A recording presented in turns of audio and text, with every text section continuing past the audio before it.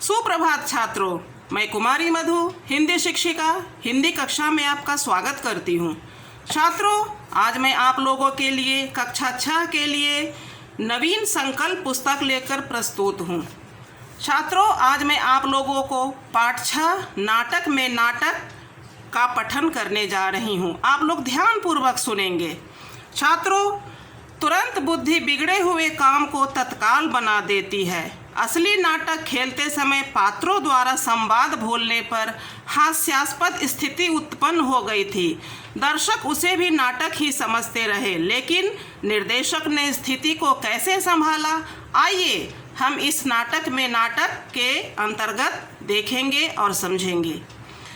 राकेश का मन तो कह रहा था कि बिना पूरी तैयारी के नाटक नहीं खेलना चाहिए, और जब नाटक में अभिनय करने वाले कलाकार भी नए हो, मंच पर आकर डर जाते हो, घबरा जाते हो और कुछ बुद्धू भी हो, तब तो अधूरी तैयारी से खेलना ही नहीं चाहिए।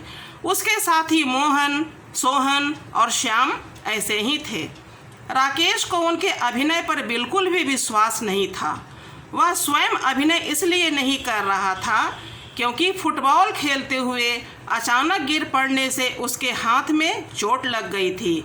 उस हाथ को एक पट्टी में लपेटकर गर्दन के सहारे उसे लटकाए रहना पड़ता था। नाटक खेलना बहुत आवश्यक था। मोहल्ले की इज्जत का सवाल जो था। मोहल्ले के बच्चों ने मिलजुल कर फालतू पड़े एक छोटे से सार्वजनिक मैदान में दूब और फूल पौधे लगाए थे। वहीं एक छोटा सा मंच भी बना हुआ था। सभी को राकेश की योग्यता पर बहुत विश्वास था। समय था केवल 1 सप्ताह का। 7 दिन ऐसे निकल गए कि पता ही नहीं लगा। मोहन, सोहन और श्याम यूँ तो अच्छी तरह अभिनय करने लगे थे, पर राकेश को उनके बुद्धूपन से भी डर लगा रहता था।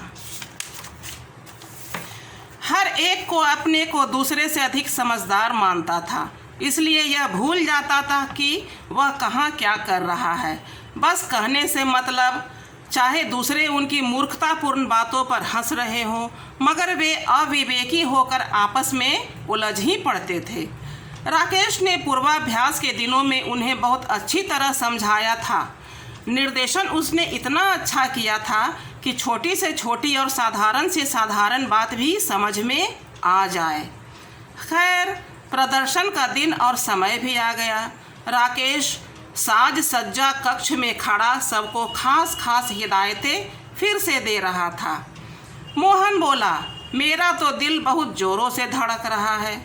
मेरा भी, सोहन ने सीने पर हाथ रखकर कहा। तुम लोग पानी पियो और मन को साहसी बनाओ, राकेश ने फिर हिम्मत बढ़ाई। अभिनेता मंच पर आ गए। पर्दा उठा। जैसे तैसे अभी तक तो ठीक ठाक हो गया। मोहन बना था चित्रकार और सोहन बना था शायर। नाटक में दोनों दोस्त होते हैं। चित्रकार कहता है, मेरी कला महान। शायर कहता है, मेरी कला महान। श्याम बनता है संगीतकार। वह उनसे मुलाकात करने उसके उस स्थान पर आता है जहां वे यह बहस कर रहे थे। बजाय इसके कि वे नए नए मित्रों से मधुर बातें करें, छोटे बड़े के इस विवाद में उलझ जाता है। वह कहता है, संगीतकार की कला महान। अभी तक अभिनय अच्छी तरह चल रहा था। सबको अपना अपना पार्ट याद था। सब ठीक ठाक अभिनय करते चले जा रहे थे। अचानक श्याम अपना संवाद भूल गया। पर्दे की आड़ में राकेश स्वयं पूरा नाटक लिए खड़ा था। वह हर नए संवाद का पहला शब्द बोल रहा था ताकि कलाकार को संवाद याद आते जाए, किंतु श्याम घबरा गया। वह सहसा चुप हो गया। उसके चुप होने से चित्रकार और शायर महोदय भी चुप हो गए। होना यह चाहिए था कि दोनों में से कोई भी मन से ही वाक्य बनाकर बात आगे बढ़ा देते, परंतु वे घबराकर राकेश की तरफ देखने लगे।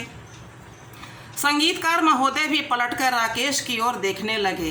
राकेश बार बार संगीतकार का संवाद बोल रहा था, मगर आवाज़ तेज होकर माइक से सबको न सुनाई दे जाए, इसलिए धीरे धीरे फुसफुसाकर बोल रहा था। संगीतकार को वह हल्की आवाज़ सुनाई नहीं दे रही थी। तो छात्रों, आज मैंने आप लोगों के लिए पाठ 6 नाटक में नाटक का पठन किया। आप लोग इसको ध्यानपूर्वक सुनेंगे और समझेंगे। आज के लिए बस इतना ही। अगले वीडियो में मैं इस पाठ को पूरा करूंगी। धन्यवाद।